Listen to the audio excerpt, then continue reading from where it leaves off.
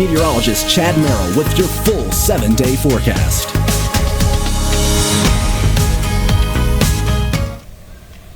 We are live here at Oak Hill High School. It's Oak Hill and Woodrow Wilson on November 1st, and we couldn't ask for a better evening. Lots of sunshine, roads are drying out, and I think people are really going to flock in here for the game because it definitely feels more like fall than it did yesterday, right, Kayvon? Absolutely. It feels amazing. It's perfect football weather right at the beginning of November, too, and we have a massive game. You can't get better than that. Right. Not too cold for you, right? No, it isn't. I wore more layers than I probably should have, actually. So.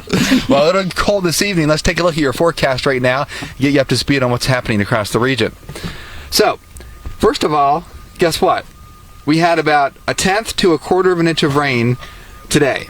So everything's wet today, but we didn't get that much rain, and this is going to dry up pretty quickly tomorrow. But guess what? This comes on the heels of what was one of the driest Octobers on record across the East Coast. It was the driest in Delaware and New Jersey, very close to the driest in North Carolina after they got a ton of rain from Helene. The front is off towards the east, and that's the way it's going to stay. High pressure is going to build in. We have clear skies tonight. That is going to allow very dense fog to develop. So if you, any travel plans tonight, keep that in mind. We are in the upper 50s to lower 60s right now, which is still above the seasonal averages for the early part of November. And that dense fog will develop tonight. Temperatures upper 30s. Don't expect any free freezing on the roads. That's not going to happen. It'll be the limited visibility, especially over the New River Gorge Bridge, which is in the background there.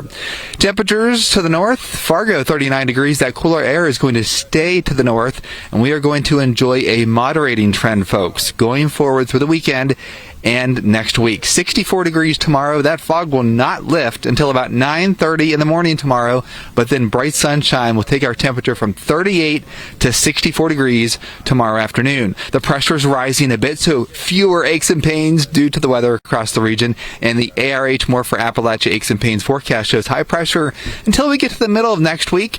That's when the pressure will drop a bit as another front comes through, but do not expect any cold weather behind any front anytime soon. If you look at all those color contours, they are yellow or red all the way through next week. That is above average temperatures because we have no Arctic air that's going to spill into the U.S.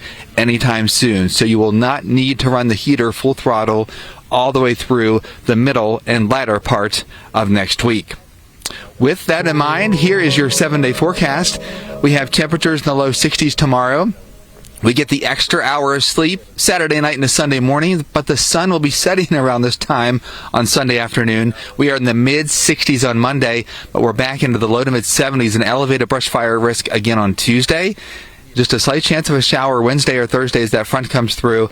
And temperatures only drop into the mid-60s behind that next Friday. It does appear somewhere between the 8th and 10th of November. We'll get a little bit of a cool shot in here, but nothing like we potentially could see this time of the year.